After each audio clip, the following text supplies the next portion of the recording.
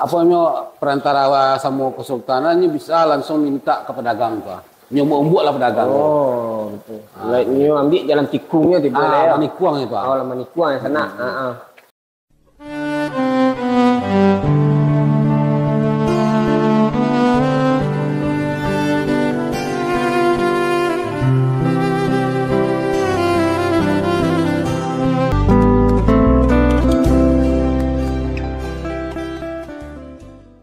Assalamualaikum warahmatullahi wabarakatuh. Waalaikumsalam warahmatullahi wabarakatuh. Kembali waktu sana dalam sesi kita bala bakabalamu. Kita basuh sama dari Senandar Cia. Nan kita ulik-ulik lo balik nan masalah pakai leso dati pagu. Ndak abi-abinya dari sana nan pakai leso dati pagu ku yo bak kecil orang bakal tuntang tiap malam Nah, nan ada dati pagu. Jadi selama sebulan atau selama seminggu batang ko kan, berapa hari ko kan, yung orang nuangan de beliau ko kan, nan bakal leso, ndak manci dah tiba ko tu, kucing kayak, jadi nan bakal leso dah tiba ko menyampaikan info, kebetulan kita tetap membahas mengenai kini ko, sesuai dengan apa kita yang lama, minggu na lewat ada anak, kaitannya Indopuro Bandar Nan 10 kini kita masuk dalam kategori nagari 3 kedudukan raja di daerah Bandar Nan 10. Di sana. Jadi di Bandar 10 kok kita sabut saja kini khusus kepada kini ko nama itu pengaruh Indopuro Bandar Nan 10 terhadap perperangan di Bayang. Munculnya. Jadi selama bakal leso dari pagu ku dan sananya kan macam-macam info dan sampai dek para info ruhaniah ko. Nah itu nak dana. Kalau ada banahnya mereka balik sana, kami sampai balik malehnya nak ada nak. Kalau ada kebenaran di dalam itu ko, tolong diambil pulang dikunyah-kunyah. Ku elok dilakeng ke cincin, hormato kan itu kan. Tapi kalau hendak di sana, sama-sama kisah sisi. Ayo, kau hendak, antuan kau ada nambah nih di sana. Baik, kita simak apa yang dijabarkan oleh Dacia gini. Oke. Sebelumnya Wak minta maaf dulu sama orang-orang bangsawan dari Puro terhadap leluhurnya kalau seandainya Wak salah. Kalau dalam pencarian awak negari Indopuro kok sabik kan urek dari negara-negara yang ada di Minangkabau. Suci di situ, asal mulanya di sini.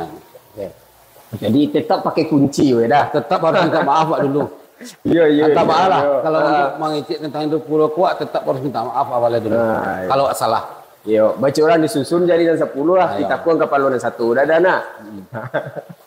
Nah, menyangkut masalah perang bayang, itu cikal bakal perang bayang ternyata itu sebab pemicunya adalah dari Indopuro sendiri. Oh, dari Indopuro ya? Makasih dari Indopuro sendiri. Adanya utusannya yang kirim dari orang Indopuro ke Pagaruyuang.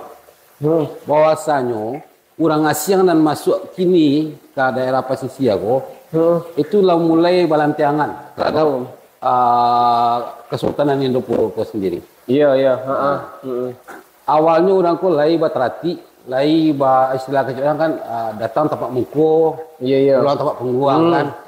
Namun lambe ternyata orang asing ko nak sabiknya POC nak Belanda ya. Mulai melangkah-langkahi apa yang menjadi aturan di daerah pesisir dia. Oh, berarti itu kecil orang Minang kan, cupak dililih orang Panggaleh yo. Iya. Misalnya bali-bali hasil bumi.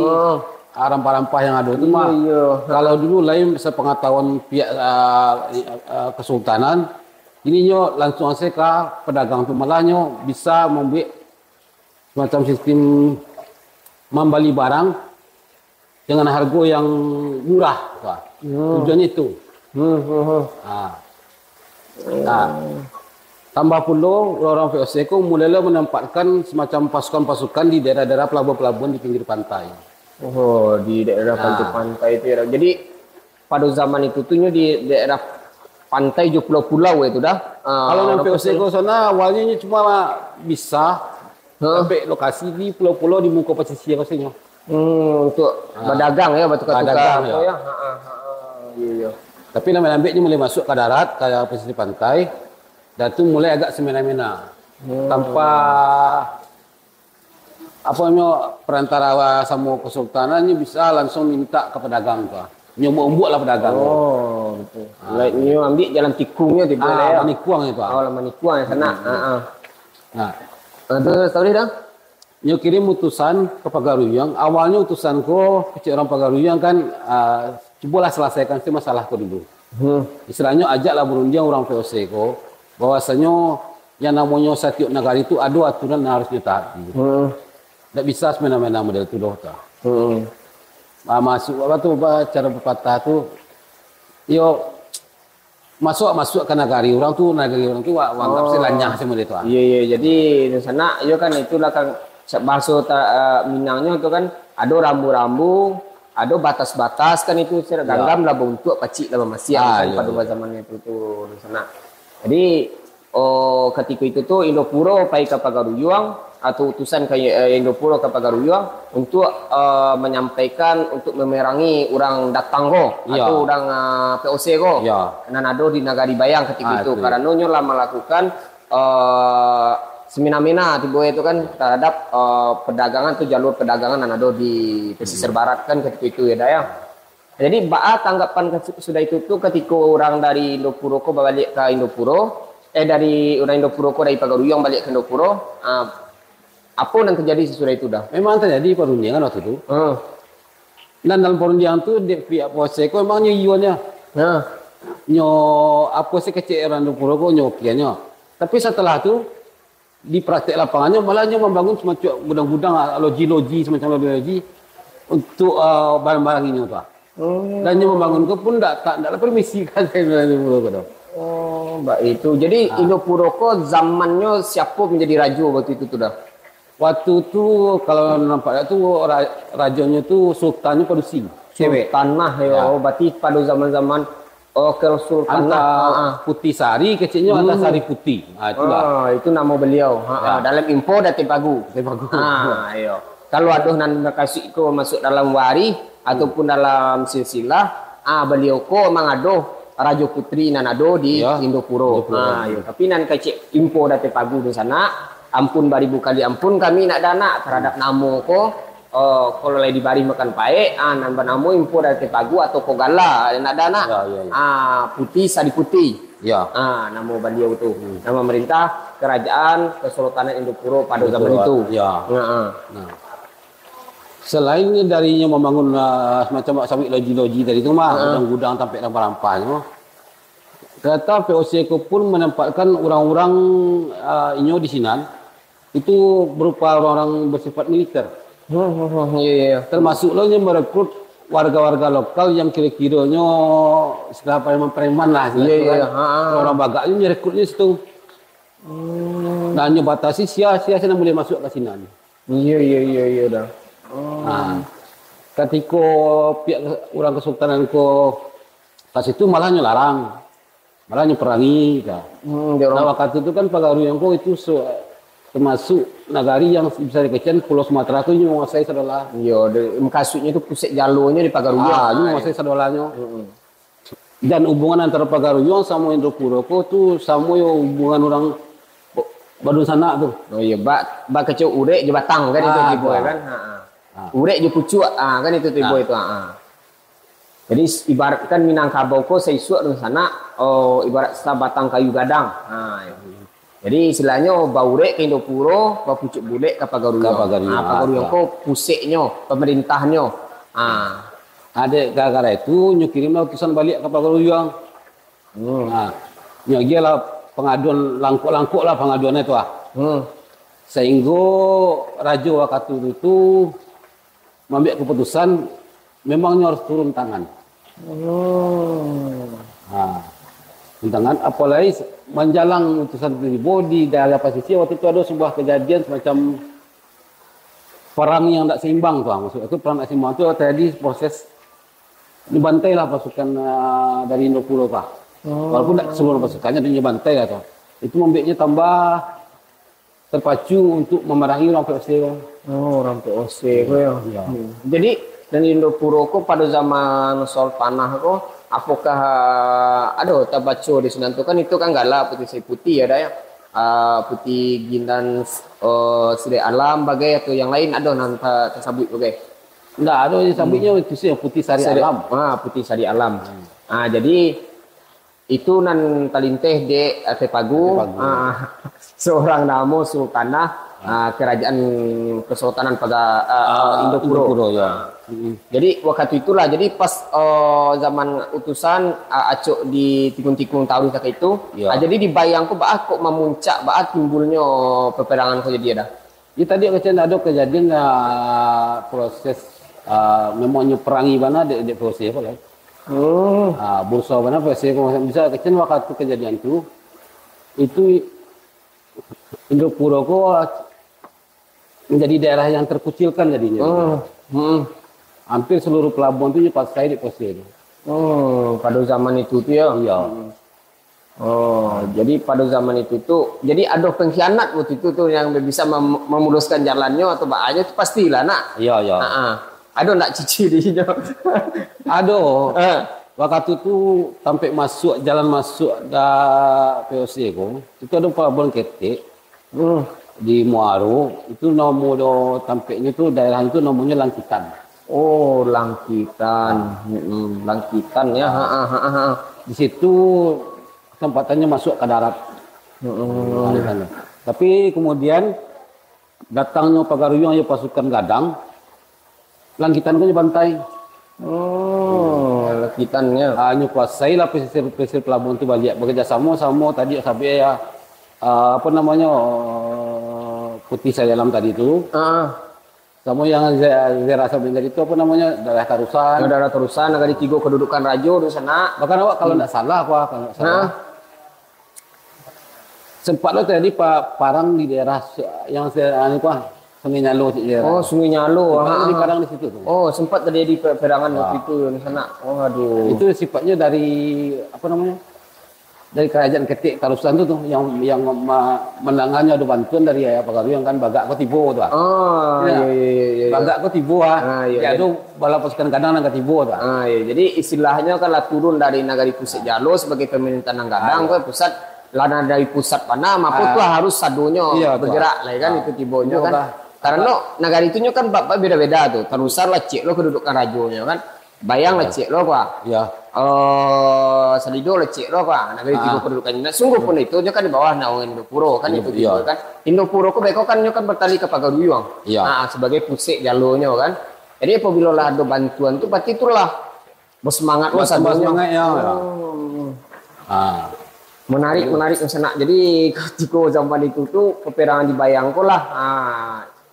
Datanglah para pasukan dan ada di Tarusan, Salido untuk memerang orang POC. Jadi sesudah itu dah. Habis pelabuhan di Langkitan ternyata ada kemudian bangkit lo pelabuhan sampai penyusup POC balik, tapi di daerah Bengkulu. Awak ada info nama daerah itu Langkawan. Langkawan itu kalau dicari nama daerahnya itu daerah antara Mukumupo sama daerah Lais. Lais. Berarti arah Kapo ya, bisi istilahnya sini. Daerah pinggiran kecilnya itu daerah masih masuk daerah Indopuro tapi di ujung-ujung kekuasaannya tuh. Berarti arah Kamanjuto, arah Kate itu ya. Jadi masih dari dalam kategori ini sabitnya hitam kan itu tata hitam. Tuh. Di sana. Jadi di sana info nandape saminggu itu di sana. Nan kita bagi orang kita bulean balik ada mengenai Bandaran 10 Indopuro Nagari tiga kedudukan rajo nama memerangi POC pada zaman ketika itu dalam naungan Indopuro Putih Sari Putih. Rajonya Rajonya Pagaruyung Rajo Nambah Gaga. Jadi di Pagaruyung waktu itu Rajo Bagagar. Bagala Rajo Bagaga. Di Pagaruyung. Sungguh pun nama ataupun kesamaan nama gelar ataupun tak tapek di sana kok tapek sama-sama kita ucapkan alhamdulillah. Tapi kalau ndak dibari makan baik di sana di lajum maaf kami minta daripada kita panjang-panjang dah Tunggu dulu, harus Apa nih? harus sampai sebenarnya. Wih, berarti Indopuro ko harus ada sesi sesudah itu di sana. Masalahnya Klimaksnya. pelabuhan Wak Sabit Langkawan tadi itu kan beko nyo Indopuro kan sejak datang dari pasukan dari Pagaruyung kan nyo mulai taguk balik tuh. Iya, Nah, itu tuh Indopuro itu sendiri yang memberantas penyusup yang ada di Langkawan tuh. di Langkawan. Nah, jadi lah ketahuan di sinan nyo berantasnya. Jadi mungkin Ya. ada sangkutannya nama ketahuan tuh sama proses pengkhianatan tadi tuh. Oh, lawan lah. Tapi dulu dah itu sebutnya Langkawan. Itu lah ketahuan bah. Oh, mau mau ketahuan. Ketahuan. Jadi ketika zaman Pagaruyung Indopuro, OC ko dapat terusir waktu itu dah. Kalau di akhirnya tidak terus itu perang tetap berlanjut. Iya perang tapi nya kan ndak Berkurang pengaruhnya. berkurang pengaruh dan istilahnya untuk daerah pedalaman kayak Bayang kayak apa aman Aman itu. Cuma di pesisir pantai sini Dan bergejolak arunya. sampai ke daerah Pariaman itu pun masih bergejolak. Oh, itu di sana. Jadi di sana kalau di antang yo namo panjang, elok nak kita punta anaknya singkek diambil ke Paguno. Iya. Paguno ko makasihnya ko calak-calak kagan tiasa. Nak ada nak. Iya. Jadi kami mohon maaf kepada seluruh ataupun Raja Sultan nan ada di Indopuro ataupun seluruh Raja Sultan ada di Pagaruyung nan namanya ndak tapek ataupun ndak sesuai dengan sasaran. Itu baik tujuan nan ada di negara kedudukan 3 negara kedudukan Rajo nan ada di Bandar Sapuluh. Barang Boleh menyampaikan pesan. boleh sampean berarti Indopuro ko di sana pasan-pasan intinya banyak. Pasannya modelku pasannya. Disusun Kapalo dan Sabale. Senjadi 10 Ajari dan 10 Sabale juga Kapalo. Apapun yang terjadi kini, tolonglah hentikan.